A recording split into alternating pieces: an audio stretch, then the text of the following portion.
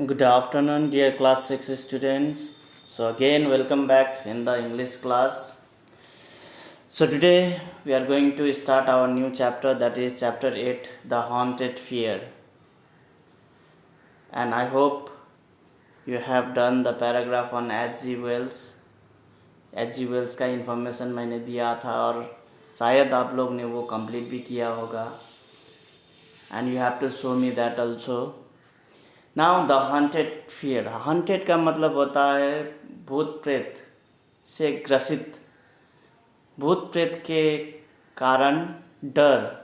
Fear का मतलब होता है डर, अथवा हम लोग को मानसिक व्यथा अथवा चिंता जब हम लोग दिमाग में ग्रसित होता है, वो सताते हैं, तो हम लोग उसको हॉन्टेड कह सकते हैं. Haunted mind also, haunted fear, haunted house. So ये सब रख के यहाँ पे H.G. वेल्स ने एक बड़ा सा एक मिस्टीरियस स्टोरी बनाया है. आखिर में भूत प्रेत होता है या नहीं, भूत प्रेत कहाँ होता है, क्या है, ये सब बताया हुआ है. और निष्कर्ष में H.G. वेल्स ने कहा है भूत होता है, लेकिन वो भूत खुद के अंदर का डर में होता है. हम लोगों के अंदर में जब हम लोगों को ज़्यादा डर लगता है तो ऑटोमेटिकली हम लोग हर चीज़ को एक मूवेबल थिंग्स में देखना शुरू करते हैं, मूव करते हुए देखना शुरू करते थे. So everything whatever we see in our great fear, then everything turns to be just like a ghost. इस किस्म से यहाँ पे ये स्टोरी के मार्फत उसने डिस्क्राइब किया है. So whatever it is, we will be learning it paragraph by paragraph, the different spicy activities of the story. We will be learning paragraph by paragraph. So before that, let us see what is there in the box. Box में देखना है आप लोगों को. Many people believe in ghosts and other supernatural powers. हम लोग ने super power वाला हम लोग ने मूवीज़ देखा है, गोस्ट मूवीज़ देखा है, डिवोशनल दैविक हम लोग ने गड्स का मूवी देखा है. सो दिस जब हम लोग ये देखते हैं, हम लोगों को ये बिलीव करना बहुत मुश्किल होता है. सुपर नेचुरल पावर का मतलब होता है जिसको हम लोग देखकर सरप्राइज होना, अरे हाउ इट डज, अथवा हाउ इट हैपन, इस किस्म का रिएक्शन आना, क्योंकि वो संभव ही नहीं है.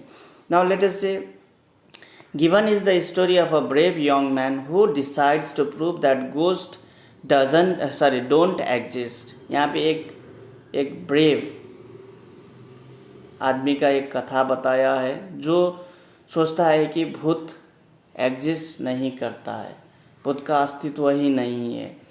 So he decided to spend a night alone inside a great haunted room in an old castle. Castle का मतलब होता है किला. एक haunted room, एक भूत प्रेत ने ग्रसित किया हुआ अथवा सताया हुआ एक रूम में, एक जो ओल्ड कैसल था, एक पुराना किला था, उसके अंदर में एक रूम था जहाँ पे भूत प्रेत ग्रसित किया, भूत प्रेत वहाँ सताते थे. उस रूम में एक रात गुजारने के लिए ये आदमी ने निश्चय किया, to prove that there is no god, ये दिखाने के लिए कि भूत नहीं होता है. Read on to find what happen to him on that frightful night. अब लेट अस सी, हम लोग ये पढ़ने के बाद पता चलेगा कि वो जो उसने बिताने गया था उस रात उस हॉन्टेड रूम में, तो उस रात एक्टिविटीज़ क्या हुआ, हम लोग ये पढ़ के ही पता चलेंगे. So let us move to our first paragraph. I can assure you, said I, that it will be very difficult for me to be frightened. I do not believe in ghosts. Indeed, if ghosts do exist, they will have to work very hard to scare me. And I stood up before the fire with my glass in my hand. Now यहाँ पे बताया गया है कि मैं आप लोगों को भरोसा दिलाता हूँ. Maybe there are some people, he is sitting in a group, वो किसी से बोल रहा है ये आदमी, मैं आप लोगों को भरोसा दिलाता हूँ कि मुझे डर नहीं लगता है, और शायद किसी भूत को मुझे डराना है तो उन लोगों को बहुत मेहनत करना पड़ेगा. He was sitting before some before maybe some people were there. There was a glass in his hand, एक glass था, और he was sitting before the fire. Fire आगे था, उसके आगे बैठा हुआ था. It is your own choice, said the man with the wrinkled arm and glanced at me hesitantly. Now, it is your own choice, said the man. ये तुम्हारा ही एक क्या हुआ है, choice है, तुम ही इसको choose किया है. Okay, आप something maybe conversation was going before. कोई बातें चल रहा होगा, इसी का जो थोड़ा सा निष्कर्षण यहाँ बता रहा है रिंकल्ड आर्म मैन ने. रिंकल्ड आर्म का मतलब होता है जो बूढ़ा आदमी का हाथ में जब लाइंस दिखाई देता है का नशे का, तो उस टाइम हम लोगों का स्किन में एक रेखाएं दिखाई देता है स्किन में. सो उसको रिंकल कहते हैं ओल्ड एज में. सो ओल्ड मैन ने यही कहा कि तुम्हारा ही ये इच्छा है तो करो, अथवा तुम्हारा ये चॉइस है तो तुम चूज कर सकते हो. वो हेजिटेंटली यहाँ पे है, एकदम संकोचपूर्वक, उसको विश्वास ना करते हुए अथवा doubtfully. Okay, now let us see another paragraph. I am 20 years old and I have never ever seen a ghost in my life. I simply don't believe in them, said I. ये जो आदमी था, brave man था, वो 25 years का था, 28 years का था और अभी का जो लाइफ उसने स्पेंड किया, अभी तक उसने गोस्ट, भूत प्रेत नहीं देखा था. सो वो विश्वास नहीं करते थे. Now let us move to another paragraph. The old woman sat staring hard into the fire. The old woman sat staring hard into the fire, her pale eyes wide open. Now यहाँ पे एक दृश्य, एक old women का भी यहाँ दृश्य बता रहा है, कैरेक्टर बता रहा है. वो फायर के आगे बैठा हुआ था with her pale eyes. Pale eyes का मतलब होता है धीमी, एकदम फीका सा जो आँख. ओल्ड एज में आँख ऐसा ही होता है, आँख का कलर ब्राइट नहीं होता है. सो वाइड ओपन मतलब खुला हुआ. Because she was also surprise to hear what the man was saying. The old staring hard into the fire. वो आग में ही देखती रह रही थी, आग में देख रही थी.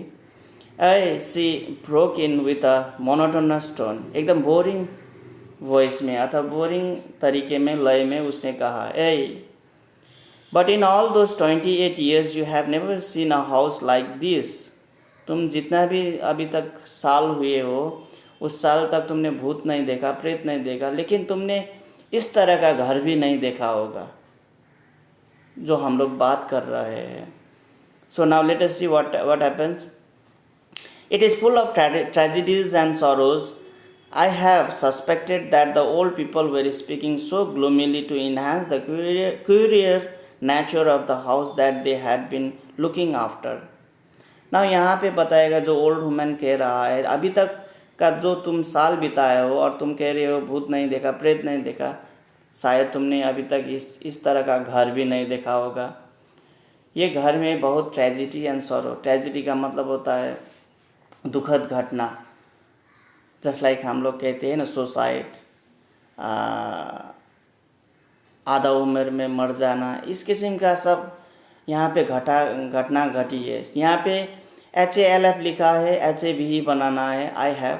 I have suspected that the old people were speaking so gloomily to enhance, एकदम खिन्नतापूर्वक. अब यहाँ पे बड़ा चढ़ा के कहने के लिए, उसको डराने के लिए ये सब बना के कह रहा है जैसा वो लग रहा था उस आदमी को, क्योंकि he didn't believe ghost and he had never seen till this time. So now let us see what happens. This is the house and the ghost, they are hunting. You can see the bats also. So now let us move. Well, I said, let's see if I meet the ghost. अब उसने भी सहमति देते हुए ये आदमी ने भी कहा, ठीक है, कोई बात नहीं, देखता हूँ मैं भूत कैसा होता है, अब मैं उसे मिलता हूँ. Then I heard someone entering the house from his slow footsteps. It sounded that he was older than the two people sitting before me. अब यहाँ पे एक आवाज़ आया घर के अंदर आते हुए. उसका जो हिलने का चाल देखकर मुझे उस आदमी को लगा कि वो आदमी बहुत बूढ़ा था। ये जो आगे दो बैठा था उसके साथ में दो बातें करने वाला दो आदमी था, उससे भी ज़्यादा ओल्डर था। So now let us see. True enough, an old wrinkled man walked into the room with the help of a crutch. Crutch का मतलब होता है बैसाखी। बैसाखी के सहारे। ये सच था जो यहाँ ब्रेव मैन ने, जो आदमी ने सोचा था, उसका सोच सही था। और यहाँ पे एक बूढ़ा आदमी एक बैसाखी के सहारे अंदर आया। On one of his eyes he wore a patch. Patch का मतलब होता है पट्टी अथवा पट्टा, कपड़े का पट्टा, आँख को बचाने के लिए अथवा घायल हुआ आँख को छुपाने के लिए हम लोग पहनते हैं, आदमी पहनते हैं, इसको पैच कहते हैं। आँख में एक आँख में उसका पैच था। In fact all three old people themselves look like ghosts. That is, if the ghost existed, their clothes, manner and speech all belong to the past. अगर सच में भूत होता तो ये भूत, यहाँ जो 3 आदमी था वो भूत का फोटोकॉपी था। अतः भूत का क्या था? भूत का फोटोकॉपी कहते हैं हम लोग, जेरॉक्स, सेम टू सेम। जो आदमी वो जो जिन 3 आदमी से वो बात कर रहे थे वो सब भूत जैसे, देखने में भूत जैसा ही लग रहा था। ऑल देयर क्लोथ्स भी वैसा ही था, मैनर्स, उन लोगों का व्यवहार एंड उन लोगों का बोलने का तरीका सब पास्ट, पहले जो जब बोलते थे, क्योंकि time change, according to the time change we have to speak. वो उन लोगों में वो चेंज नहीं था। वो लोग जैसे पहले बोलते थे भूतकाल में वैसा ही बोल रहा था। Now let us go to another paragraph. It is your choice, dear boy, said the old man one more time. It is now. Please, it is. Now, please tell me, where is this infamous haunted red room where I am to spend the night? I asked. फिर से कहा, तुम्हारा choice है, तुम्हारा ये चुनाव है कि तुम एक रात हॉन्टेड रूम में बिताओगे अथवा हॉन्टेड रूम में रात गुजारोगे। ये तुम्हारा चॉइस है, हम लोगों को कुछ कहना नहीं है। फिर ओल्ड मैन ने कहा। उसके बाद में वो ब्रेव मैन जो था आदमी, उसको भी झंझट लगने लगा होगा, उसको शायद इरिटेट फीलिंग होने लगा होगा, तो उसने सीधा ही कहा, ये इनफेमस हॉन्टेड रेड रूम कहाँ है? इनफेमस का मतलब होता है यहाँ पे कुख्यात अथवा बदनाम। इनफेमस, फेमस का मतलब होता है नामी, नाम कमाना। इनफेमस का मतलब होता है बदनाम। ये बदनाम रूम कहाँ है? Where I have to spend the night, जब रात गुजरना है वो रूम कहाँ है, मुझे वो बताओ। Now let us see another paragraph. Well, if you are insisted on doing that you must go there alone. अगर तुम थ्रेट करते हो अथवा हठी लेता हो, अगर तुम इंसिस्ट करते हो तो तुम्हें खुद अकेले जाना होगा वहाँ पे। We have never had the courage to go there. हम लोगों के पास साहस कभी हुआ नहीं था और कभी होने वाला भी नहीं है वहाँ तक जाने के लिए।